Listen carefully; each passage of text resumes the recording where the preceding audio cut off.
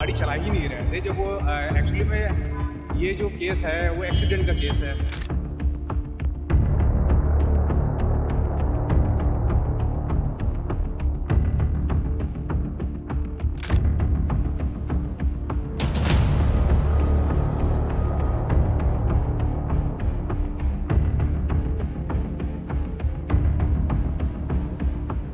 शिवम मिश्रा नाम के लड़का चला रहा था और जिसमें एफआईआर पंजीकृत कर दिया गया है। कानपुर की ये सड़क किसी रेस ट्रैक का हिस्सा नहीं थी। ये लोग जो घर से बाहर निकले थे किसी एक्सीडेंट का हिस्सा बनने के लिए नहीं निकले थे।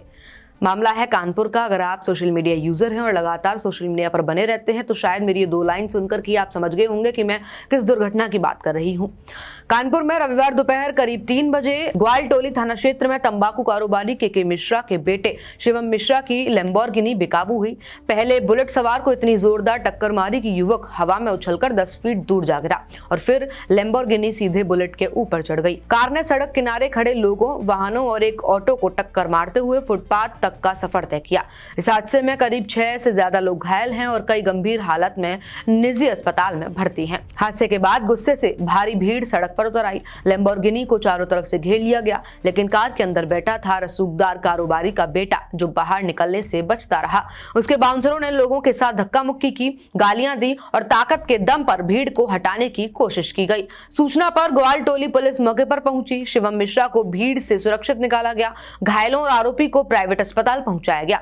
लैम्बोर्गिनी को पुलिस थाने ले जाया गया, लेकिन मामला वहीं शांत नहीं हुआ। आपको बता दूं, कई मीडिया रिपोर्ट और सोशल मीडिया यूजर्स कह रहे हैं कि शिवम मिश्रा किसी गंभीर बीमारी से जूझ रहे थे और इसी बीमारी के तहत गाड़ी चलाते वक्त उन्हें दौरे पड़े और इसी दौरान हादसा हो गया।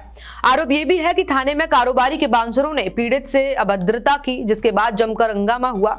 रसूखदार परिवार का मामला होने के चलते लैम्बोर्गिनी को थाने के अंदर काले कवर से ढक दिया गया, लेकिन स्थानीय लोगों के दबाव के बाद काला कवर हटा दिया गया। हादसे के वक्त शिवम मिश्रा को पहले नशे में बताया गया, लेकिन पुलिस ने इस पर जब कोई बयान नहीं दिया तो अभी ये मामला शांत कर दिया गया। फिलहाल पुलिस ने अज्ञात के खिलाफ बीएनएस की अलग अलग धाराओं में केस दर्ज किया है। शिवम मिश्रा का नाम नया नहीं है। 2 साल पहले उसके पिता के मिश्रा की company Vanshidhar tobacco, Vanshidhar exports पर आयकर विभाग ने छापा मारा था। कानपुर, दिल्ली, मुंबई और गुजरात समेत 5 राज्यों में 20 ठिकानों पर तलाशी हुई थी। जांच में 100 करोड़ से ज्यादा की टैक्स चोरी, 4.5 करोड़ नगद, 7 करोड़ के गहने और करोड़ों की लग्जरी कारें सामने आई थी। बताया जा रहा है कि शिवम मिश्रा को लग्जरी कारों का शौक था, जिसके चलते वे तमाम नई कारें जो हैं उसके साथ देखी जाती थी। दिल्ली से बरामद कई कारों का एक ही नंबर बताया गया, 4018, जिनकी कीमत करीब 50 करोड़ रुपए आंकी गई थी। देश के अलग अलग राज्यों में हाल के महीनों में हिट एंड रन के मामले लगातार सामने आ रहे हैं। कहीं बीएमडब्ल्यू से मजदूर कुचले गए तो कहीं शराब के नशे में रईस जादों ने सड़क को मौत का मैदान बना दिया। हर मामले के बाद, हर हिट एंड रन केस के बाद सवाल फिर से पुलिस प्रशासन और सुरक्षा के मद्देनजर बढ़ जाता है कि आखिर कब तक लोग अपने आप को सड़क पर चलते हुए असहज और असुरक्षित महसूस करते रहें। फिलहाल इस केस को लेकर उनके जो वकील हैं, शिवम मिश्रा के वकील हैं, उनका बयान है कि जब शिवम मिश्रा गाड़ी में मौजूद ही नहीं था, जब वो गाड़ी चला ही नहीं रहा था, तो फिर उसके ऊपर केस कैसा बनता है। क्या कुछ शिवम मिश्रा के वकील ने और क्या कुछ पुलिस प्रशासन ने कहा है, एक बार इस वीडियो के माध्यम से आप भी जरा सुनिए। जो भी होगी, जो भी अब आगे कार्रवाई होगी वो माननीय न्यायालय से होगी। माननीय न्यायालय के समक्ष एप्लीकेशन पड़ चुकी है। जो भी अब आगे कार्रवाई, कल की डेट फिक्स है, कल की डेट हियरिंग के लिए फिक्स है। जो भी होगा माननीय न्यायालय के समक्ष जो है उपस्थित होकर के होगा। आप शिवम से बात करेंगे क्या? गाड़ी चलाते समय शिवम वहाँ मौजूद थे? मैं आपके सारे जो है क्वेश्चंस का आंसर मैं कर चुका हूँ। जो भी अब आगे कार्रवाई होगी माननीय न्यायालय के। नहीं, ऐसा कुछ नहीं है। क्या अटैक पड़ा था कोई?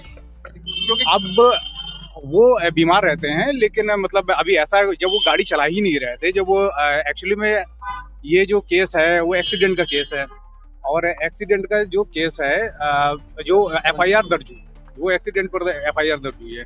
जब वो गाड़ी ड्राइव ही नहीं कर रहे थे तो उनके ऊपर कोई मामला वैसे भी नहीं बनता है।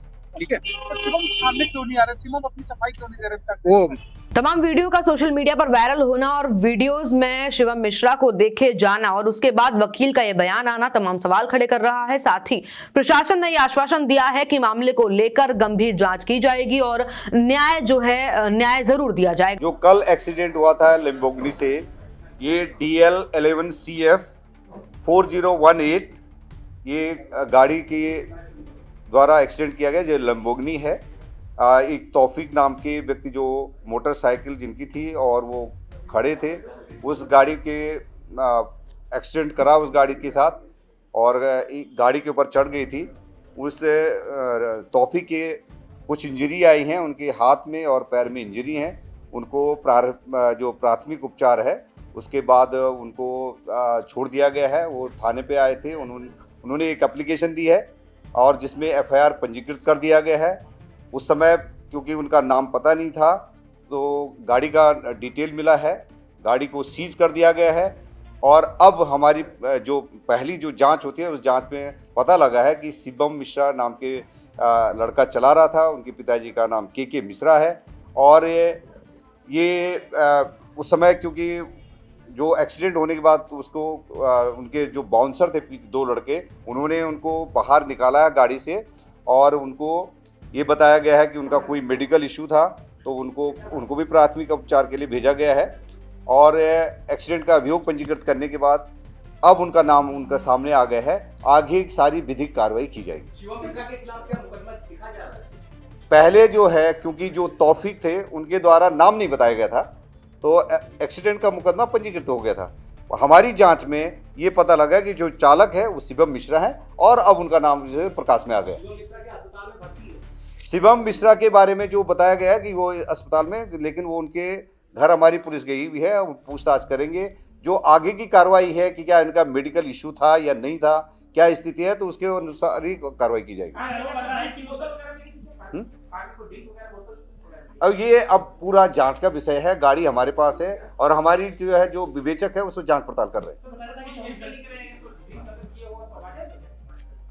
सारी चीजें सामने आ जाएंगी। जांच जो एक्सीडेंट का मुकदमा लिखा गया है और उसमें हर पहलू पर जांच पड़ताल की जाएगी। और ये मैं आपको बता दूं कि जैसे पहले बताया गया था कि इसमें कई लोगों को मारा गया है, ऐसा कुछ नहीं है। केवल एक व्यक्ति इंजर्ड है और उसको मामूली चोटें थी। उनका प्राथमिक उपचार कराने के बाद वो मेडिकल से फ्री हो चुके हैं। अभियोग पंजीकृत किया जा चुका है और कानून सबके लिए बराबर है, चाहे लंबोर्गिनी वाला है या छोटी कार वाला है। तो जो पक्षपात की बात भी बताई गई तो ऐसा बिल्कुल नहीं है। जो कार्रवाई है सख्त कार्रवाई की जाएगी।